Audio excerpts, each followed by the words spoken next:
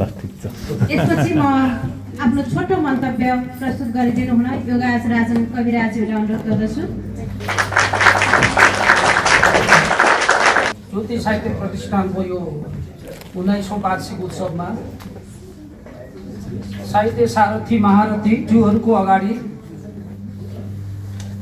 मलाई पनि सम्मान गर्ने जुन साहित्य प्रतिष्ठानले जमर्को गर्नुभयो त्यसको लागि हार्दिक आभार व्यक्त गर्दछु। र आज शहीद दिवस भएको कारणले म शहीदकै एउटा कविता वाचन गर्न जाँदैछु।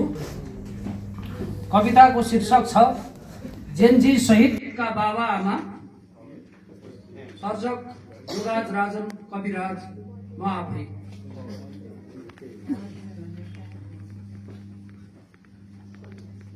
जेनजी मारा नरभक्षी कुशासकको क्रूरता अक्षम्य छ। जेनजी मारा कुशासकको क्रूरता अक्षम्य छ। मारे हाम्रा छोरा छोरी हामीलाई पनि बाँच्नै हम्मे हम्मे छ। होइन है यो भैपरी, होइन है यो भैपरी, गठबन्धनको हो मन परी। ए विश्वका मानव अधिकारवादी घटना बोधगम्य छ, घटना बोधगम्य छ।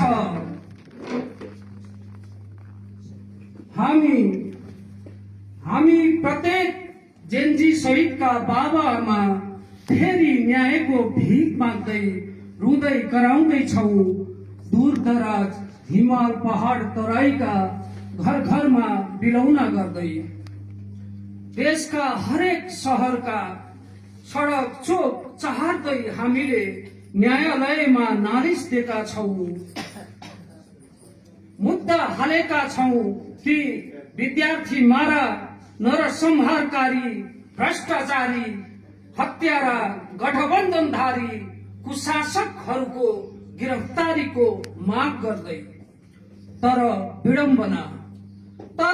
विडम्बना यो 6 महिने नागरिक बनाउँदो छद्मवेशी घुसपैठी बारबरा सरकार पनि हामी पीडितलाई 10-15 लाख कागजको खोस्टा थमाउने बाचा गर्दै हाम्रा हजारौं घाइते जेनजीहरूको जायज मागलाई पनि बेवास्ता गर्दै सबैका आँखामा छारो हाल्दैछ।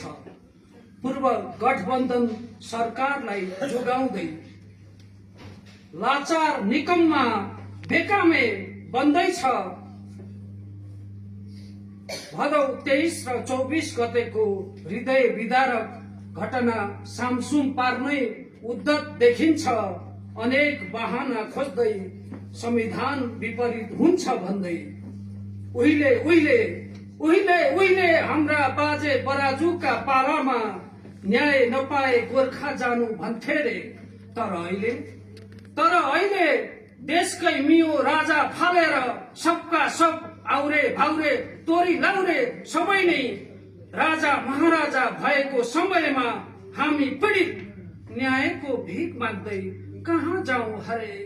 सतीले सरापेको कठै हाम्रै जस्तो यो हाम्रो देशको कन्तव्यजोग हालत। धिक्कार छौँ आफैलाई कहिले रुँदै कहिले हाँस्दै।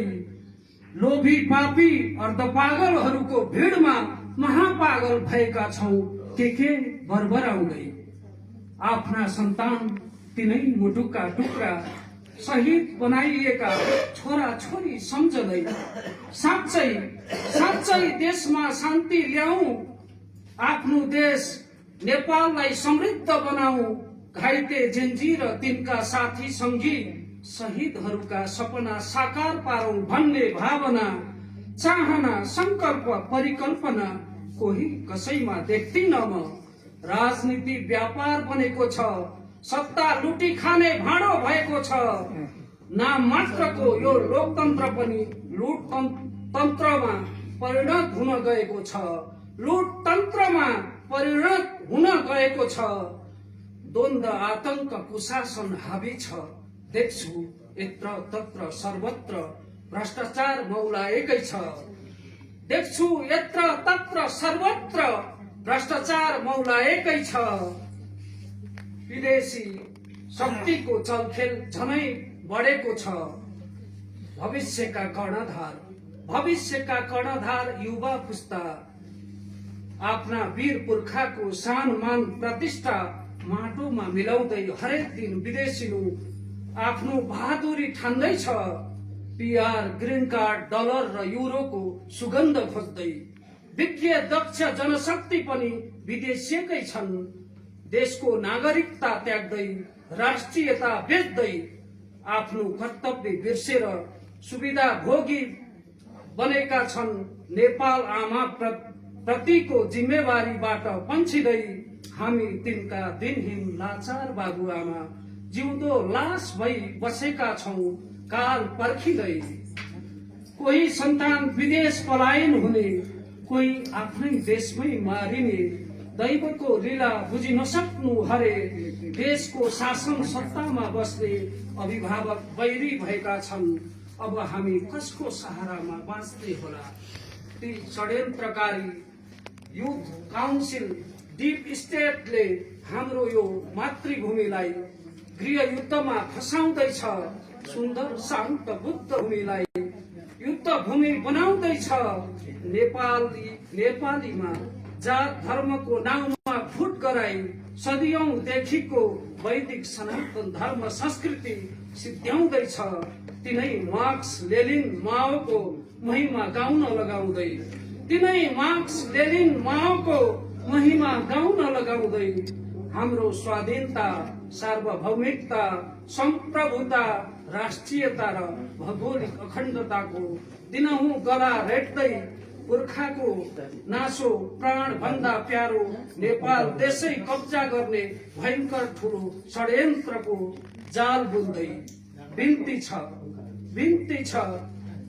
हे आराध्य देव श्री पशुपतिनाथ, हाम्रा एकमात्र सहारा निर्दोष छोरा छोरी मारा नर पशुहरूलाई दया गरी देशप्रेमी विवेकशील नर अहिंसावादी प्रेम करुणायुक्त पूर्ण मानव बन्ने प्रेरणा देशभक्तिपूर्ण सद्बुद्धि प्रदान गरी आन्दोलन, युद्ध, आतंक, आगजनी, राष्ट्रको धनजनको क्षति हुनबाट नेपाल र नेपालीलाई जोगाउनुहोस्, बचाउनुहोस् प्रभु। सत्यम शिवम सुन्दरमको विश्व शान्ति, समृद्धि, मानवता, विकास र निकासको आशीर्वाद दिएर, किनकि शहीद भएका हाम्रा ती छोरा छोरीले हामीलाई घरि सपनामा भन्दैछन्, बा आमा छाडिदिनुस्, अब मुद्दा फिर्ता लिनुस्, विदेशी हस्तक्षेपबाट नेपाललाई सबै नेपाली मिलेर जोगाउनुस्। अब हाम्रो पीर चिन्ता नलिनुस्, हाम्रो प्यारो देश नेपाल अनन्तकालसम्म जीवन्त भई बाँचिरहोस्।